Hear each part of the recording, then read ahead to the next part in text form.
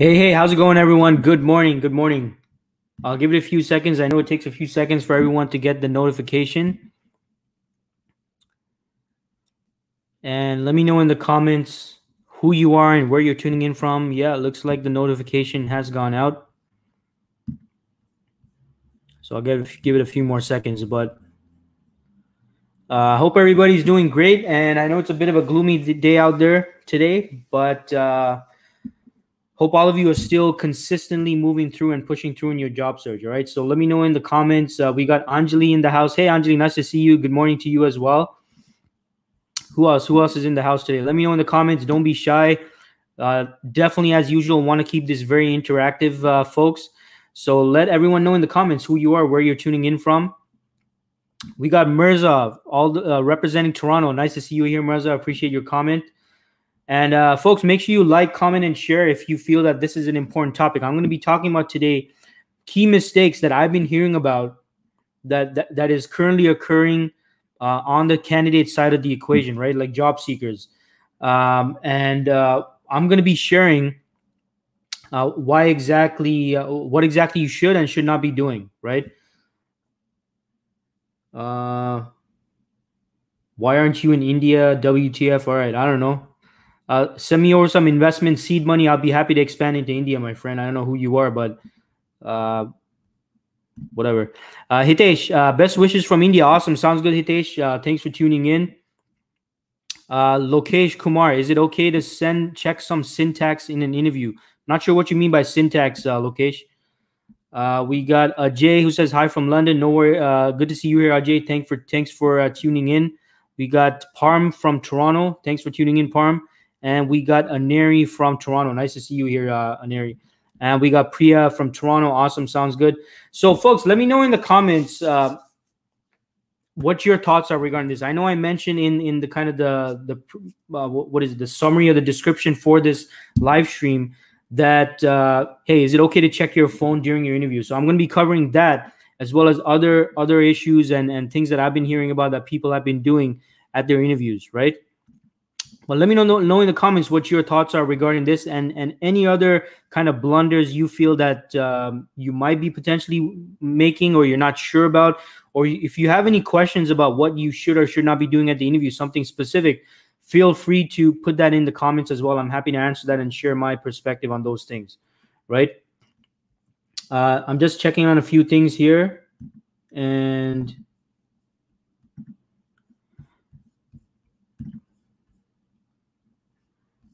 okay, all right. Anyway, we got Ajay says some tips for last stage interview, behavioral questions, and other awesome. So write down your specific question, Ajay. I'm happy to get around to that. Raj, hey Raj, nice to see you here. Raj from Toronto. Everyone should learn how to turn on do not disturb on their phone. Completely agree, Raj. Rajesh. So, folks, going on to today's segment. So let me just quickly actually go live on Instagram as well for the Instagram people. So, hey, shout out to everyone on Instagram and also shout out to everyone on LinkedIn, Facebook, YouTube, Periscope as well, tuning in, except for that one strange comment I got from Periscope. The one time someone comments from Periscope, it has to be a strange comment, right? But anyway, shout out to everyone that's tuning in from Periscope as well, regardless. So that being said, folks, and again, what I'm going to be talking about today is some typical mistakes a lot of people are making on their Zoom and video interviews. Now, this is word on the street that I've been hearing about from recruiters in my network, right? So just because I'm not in recruitment I'm not actively recruiting at the moment, folks. I got a lot of recruiters in my network, and they provide me with the word on the street, right? Like what's going on, just like any other profession, right? And I'm hearing about a lot of these basic, some would say common sense mistakes that a lot of candidates and job seekers are making at their interviews. And to be frank with you folks, I'm a little disturbed because these are some pretty basic, again, common sense type of mistakes that a lot of people appear to be making on their Zoom interviews, on their phone interviews, right? Because right now it's mostly Zoom and phone interviews. We're not, for the most part, at least here in Toronto, not really fully back into face-to-face in-person interviews. Outside of some, a little bit of an exception here and there. Just a few more shout outs. Hey, Joel, we got Joel in the house. Nice to see you here, Joel. Ajay says, yeah, I think I already covered that. But Dave Dave says, "Hey Dean, how it's going?" I agree with Raj, but that not only goes for interviews, but also for meetings. Yeah, completely agree with you, Dave.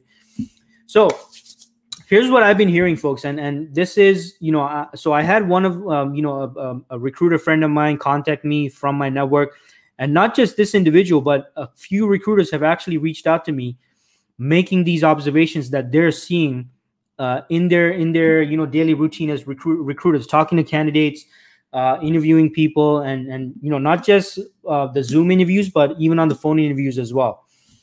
And it's kind of disturbing that I'm hearing about these basic mistakes that a lot of candidates are making that should be, again, common sense. So I felt that I wanted to focus today's session simply on that, right? These basic mistakes that some of you might be making. And again, if you are making these mistakes, don't feel bad. Don't feel bad about it.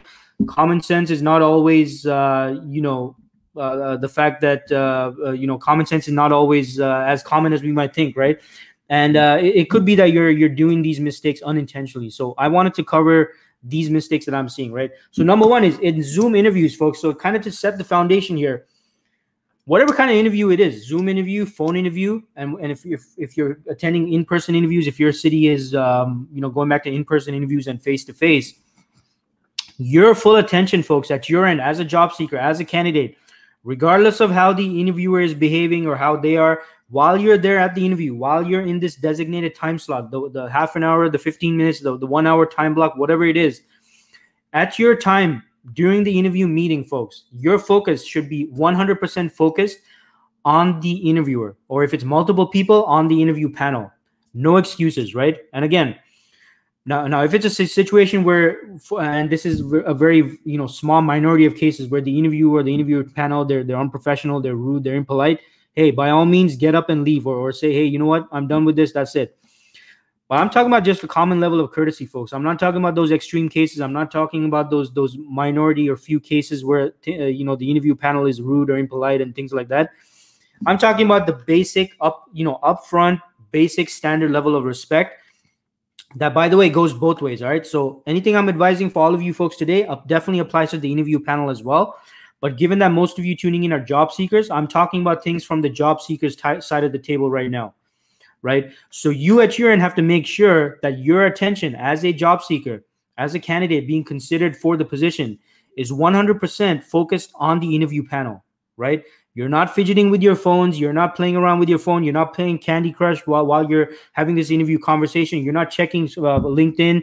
You're not checking Facebook. You're not checking Twitter. You're not checking whatever platform you're on.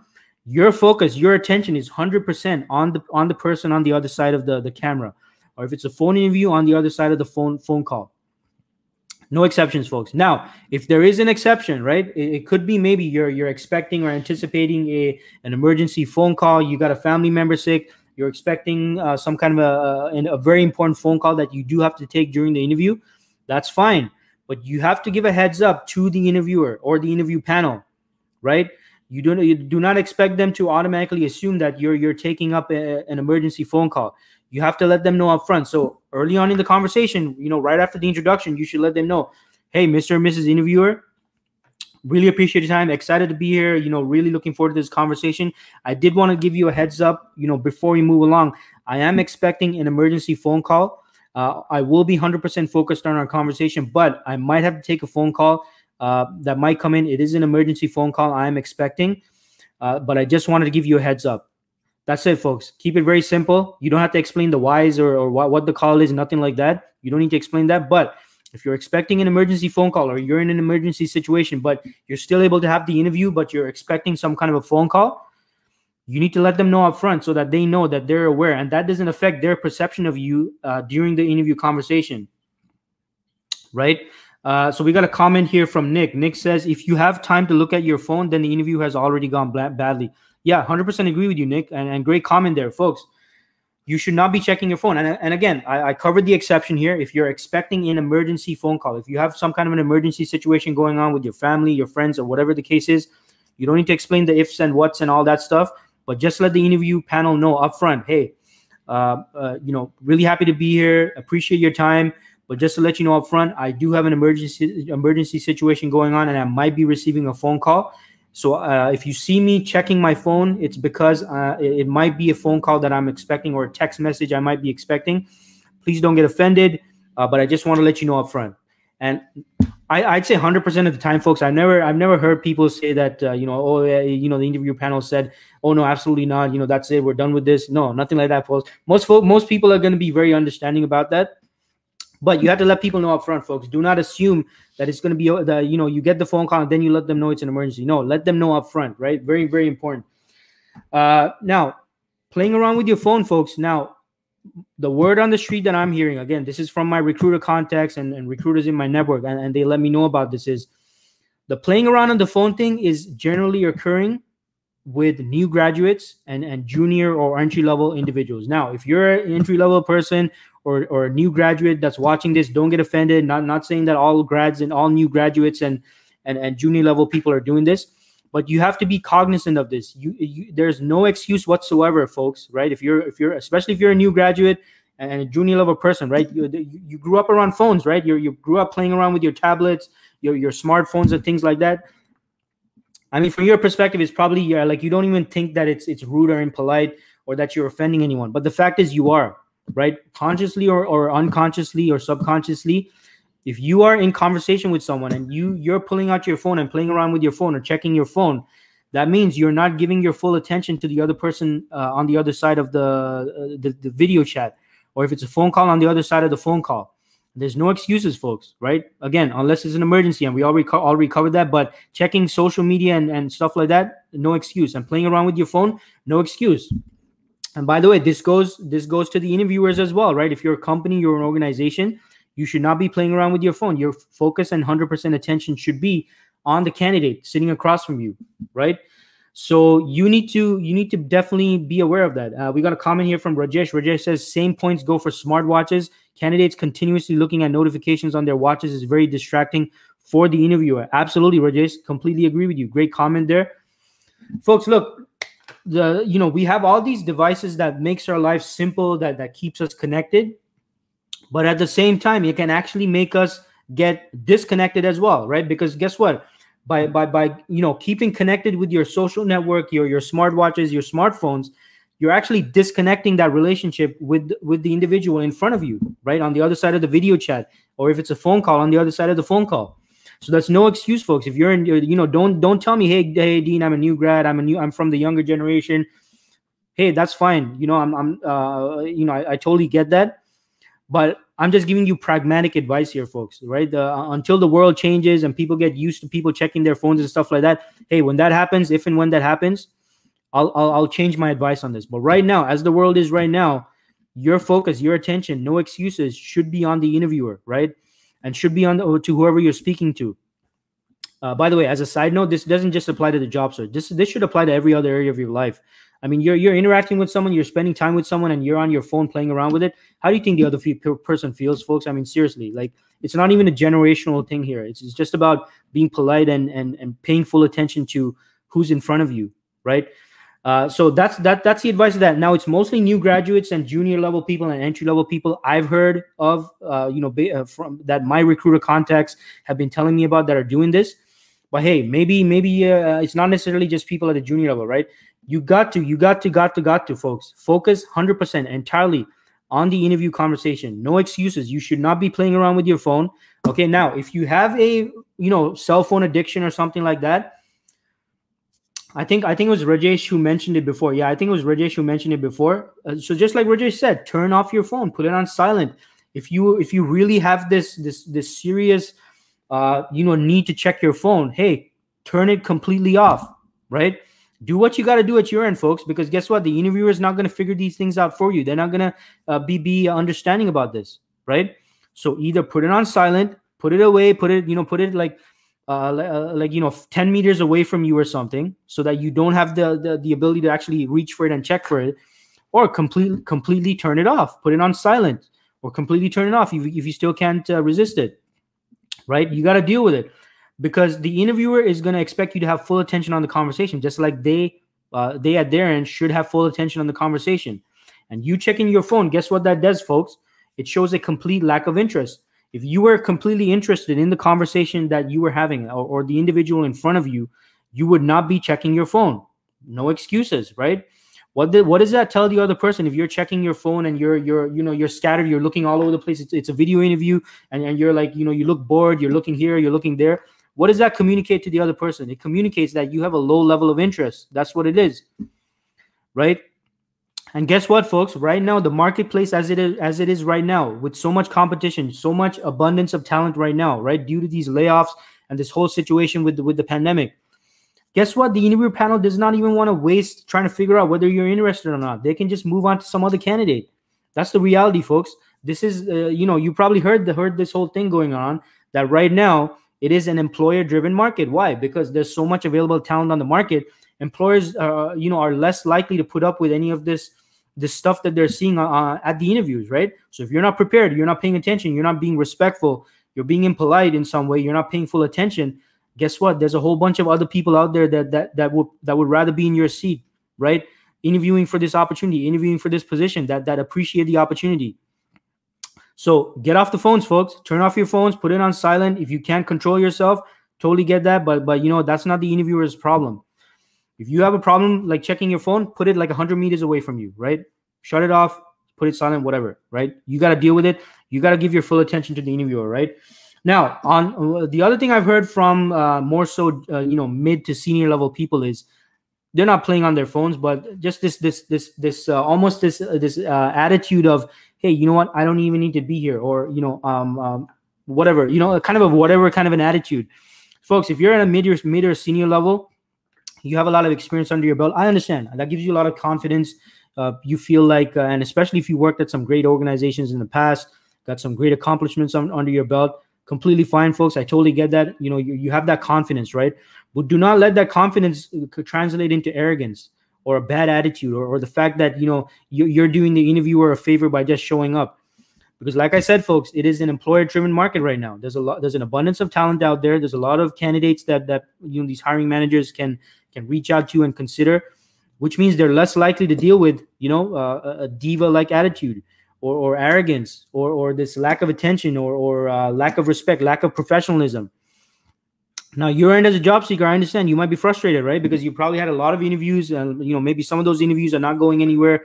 You're dealing with ghosting and a whole bunch of other stuff like that. Hey, that's fine, but that was the last interview, folks. I don't care if you had your last 10 interviews were like that. Do not assume the current interview that you're in is going to be that way as well. Treat every interview like it's the opportunity that's going to be different. It's going to be the opportunity where you're going to actually move on to the next stage of the process. You need to show that enthusiasm in your attitude, despite whatever you're going through, right? And I understand it's not easy right now. A lot of you are experiencing some difficult situations. You're trying to make ends meet, and that frustration is going to come out in your interviews. But that is not the interview panel's problem, right?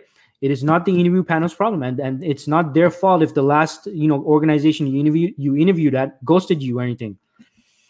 It's not their fault, right? It has nothing to do with them. So I want you to go in for each and every interview with a fresh outlook, a positive mindset, and an enthusiastic attitude, right? And again, this is easier said than done.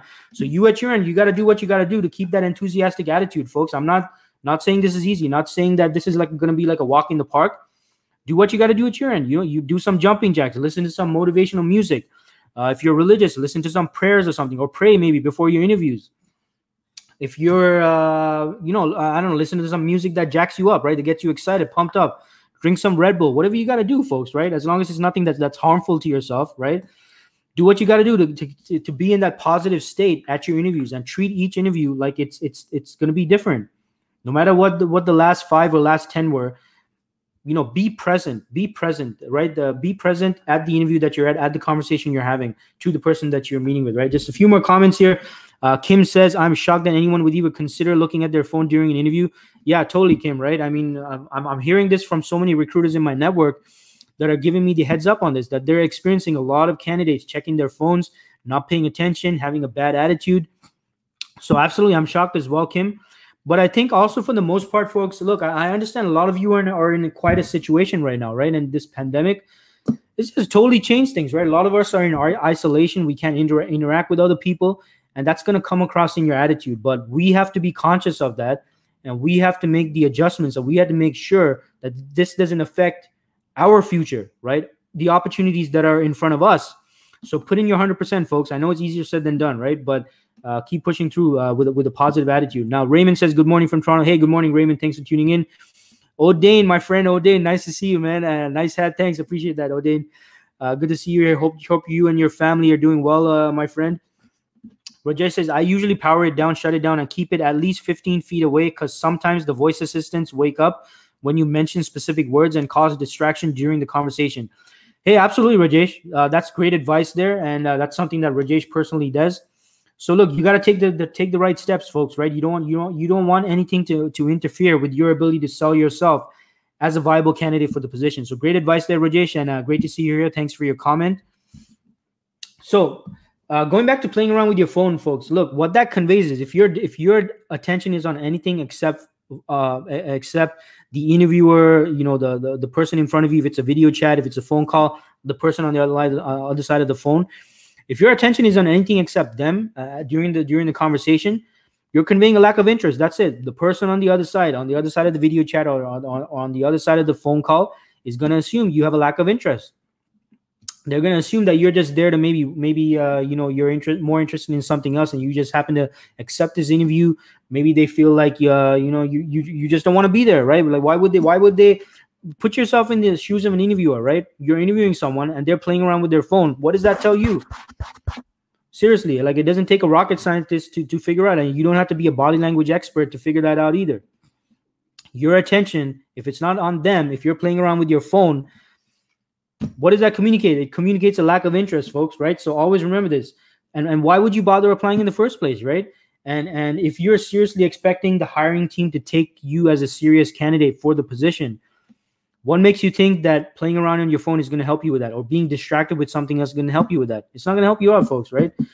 Now, the other aspect I want to talk about is when you're attending virtual networking and virtual career fairs, right? A lot of you, the approach you're taking is a little bit skewed to the point of, hey, I just need a job, or hey, hire me, or hey, do this, or hey, do that. Can you look at my resume? Can you do this? Can you do that?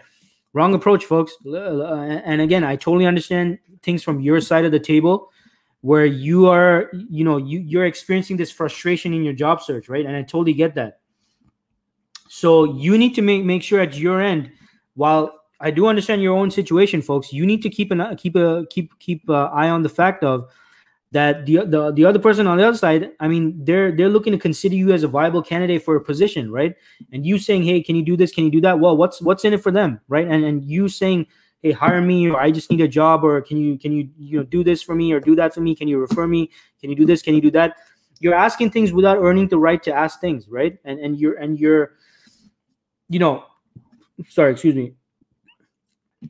You're not using it as an opportunity to sell your value as a candidate. What you need to focus on is selling your value as a candidate. Why should they pay attention to you? Why would you be a valuable asset to the team? That's what your focus should be on in your communication, not asking them for this and that when you just met them. Nobody owes you anything like that, folks. Nobody owes you, getting you a job. Nobody owes hiring you, right? It's the wrong perspective. You need to be looking at it from the perspective of, hey, what value can I add to the table? Why would this organization benefit from having me? Why would this project be something that I can help them with? That's what the focus should be, folks. And I've spoken about this in the past that in my other live streams. No organization that is actively hiring is looking for a job seeker. If you're taking notes, you want to write this down. No organization is looking for a job seeker. Organizations, when they're hiring, are looking for problem solvers, for solution providers, people that can help them with solving a problem or problems, right? Could be plural. That's the reality of it, folks. So the fact that you need a job, that you need a job, you got this, you're desperate and things like that, you're focusing on the wrong thing. You need to focus on your ability to solve problems and help organizations with whatever projects they have going on. That should be the focus, right? So that's what you need to really, focus on, folks, because otherwise you can come across as too aggressive, as impolite, as unprofessional, or simply irrelevant, right? And again, as I've been working in recruitment for like 8+ years in the past. I have never had a meeting with a client, with an organization that said, hey, Dean, can you help us find some job seekers? No, I've never heard any organization say that, folks. Pay attention to what I'm saying right now. No organization has ever told me as a recruiter, hey, we need to meet some job seekers. And that's what you guys are focusing on, is your need for a job. And no organization out there that's not going to capture any organization's attention. Now we can go on and on about how organizations need to be empathetic. They need to have empathy on job seekers. Folks, I'm not here to talk about utopia. I'm not here to talk about the dream world. I'm here to talk to you and let you know about how the real world works and how the real hiring cycle works. I have had, however, in the past meetings with organizations where they have told me, Dean, we got XYZ problem going on right now. We got XYZ project going on. We really need you to find people that can help us fix this and solve this. And that is the focus, folks, that all of you need to have in your networking, in your conversations with hiring teams, with recruiters, with whoever it is that you're meeting with. That should be your focus. Your focus should be on your ability to solve problems, to help them out with whatever they need to hire someone for at their organization. That should be the focus, folks. Right? Now the same thing on all this. I've been speaking a lot about video interviews and meeting people virtually, but same thing goes for phone interviews. For phone interviews, your positive attitude, an enthusiastic, positive attitude is even more important, because guess what? On the phone interview, all you have is the tone of your voice. Right? All you have is your vocal tone to convey your enthusiasm, your interest, and your presence, basically, right? The fact to communicate that you're there, you're right there, you're paying attention to what the other person on the other line is saying. And if you sound monotone and like you'd rather be somewhere else on the phone, guess what? If that's what your vocal tone conveys, it's going to be the same thing. The interviewer, the interview panel, they're going to assume you're not interested. You're showing a lack of interest, a lack of enthusiasm, just based on the tone of your voice. So use your tone of voice on the phone interview as much as possible to convey your interest, your enthusiasm for this conversation and being here and being present in front of these individuals, right? So you got to keep in mind all of these things, folks, right? You are in every conversation, in every networking conversation, hiring conversation, all these things, you are constantly being evaluated for your level of interest, your level of enthusiasm. So it's not just about what you know, but how you say it, how you deliver it, how you present yourself, how professional you're presenting yourself to be, right? You need to keep track of all these things, folks, at your interviews, whether it's a video interview or a phone interview. And when we go back to in-person interview, the in-person interviews as well. So look, no playing around on the phones. Do not be distracted. If you have an emergency phone call you're expecting, let the interviewer know upfront, right, before you start the interview. Vocal tone. You need to convey enthusiasm, excitement, and interest in the position through your vocal tone. And if it's a video chat, through your body language as well. And again, you need to be focused entirely on your the other person, right? The interviewer, the interview panel. If it's on a phone call, your vocal tone is extremely important in conveying that interest and enthusiasm. Always bring a good attitude, folks. I don't care about the last 5 interviews that didn't go anywhere. This particular interview, whoever's in front of you, whoever's on the other side of the line, they deserve your full attention and your 100%, right? Despite the past rejections and failures, I don't want you to think about that. I want you to assume each and every interview is the one that's going to be different. And you can't do that if you're bringing in a bad attitude and a lack of respect and a lack of professionalism and a lack of presence. You got to be present, folks. Be present. Pay full attention to who you're in front of, and or if it's a phone call, who's on the other line of the phone call, right? This is despite how the other person might be, right? I'm not going to cover the employer side of things. Obviously, on the employer side of things, same principles still still apply. This is for you. This is for you job seekers out there, right? So I just want to help you out with these tips and advice, because I'm hearing a lot of people make these basic mistakes at the interviews, right? So make sure you're not making these mistakes. I don't care if you're a new grad or a senior level person. I want you to get the job, right? I don't want you to make these mistakes that are going to result in you ruling yourself out from being considered for these opportunities. So don't dig your own graves, folks, right? You got to look at things from your end, right? So make sure you're not making these mistakes. All right. So look, I hope this session was helpful, and I'm going to go around to the questions now. So if you have any questions, put it in the comments. I'm going to get around to the questions shortly. Now, before I get into the questions, just some few quick announcements I forgot to make actually early on in the presentation was just a heads up. I'm going to be presenting tomorrow, folks, at the TO Tech Career Fair. I'm going to be talking about why follow-up is crucial in your job search. So it's going to be tomorrow, Thursday, October 22nd. I think my presentation is at 1:25. But there's other speakers as well. If you want complimentary free tickets, send me a direct message, and I will hook you up with the link to get free tickets. Again, it's going to be tomorrow at the whole fair is from 1 p.m. to 4 p.m. I'm going to be speaking about follow-up, the importance of follow-up at 1:25. So make sure you tune in. And the other announcement I had is tomorrow, same time tomorrow, Thursday, October 22nd, 11 a.m., I'm going to be joined by my special guest, Taiwo Abraham, who is a project manager, 2020 PMI Future 50 honoree. He's also the program lead for the upcoming November 7th PMI Ontario Chapter's Virtual Professional Development Day. I actually have the privilege of being a speaker at this event. It's a great, awesome event. So I'm going to be asking him about PMI. We're going to be talking about PMI, what they do, how they can help PMs or aspiring PMs. And I'm also going to have Taiwo speak about what's going to be happening at this event. And make sure you tune in. So it's going to be tomorrow, Thursday, October 22nd, 11 a.m. Eastern time zone. So check me out again over here. So without further ado, let's get into the questions, folks. So what questions do all of you folks have for me? Let me know in the comments. And shout out to everyone on Instagram. If you have any questions, for those of you tuning in on Instagram, let me know. Put it in the comments. So let's go to the questions. Let's see what we have here. So Ajay said, so Ajay, I don't think you clarified what you meant by this question, but it was some tips for last stage interview, behavioral questions, and other. So Ajay, look, I'd love to help you out, my friend, but your question is very broad. I'm not sure exactly what you're asking. So if you're still here, be more specific. Let me know in the comments what specifically you want to know about the last stage interviews and behavioral questions. Let's see what other questions here. We got a comment here from Dave. Dave says, I think it has to do with the fact that people feel too comfortable with their surroundings. It wouldn't happen if you were to go in for the interview. Yeah, it's true. That's a good point, Dave, right? It could very well be because, look, all of us are at our homes right now, right? But when we're doing video interviews and stuff like that.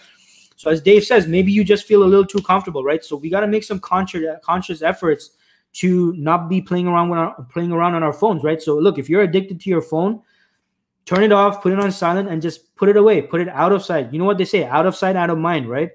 So do that, right? Because I don't want that to affect your ability to sell yourself at the interview.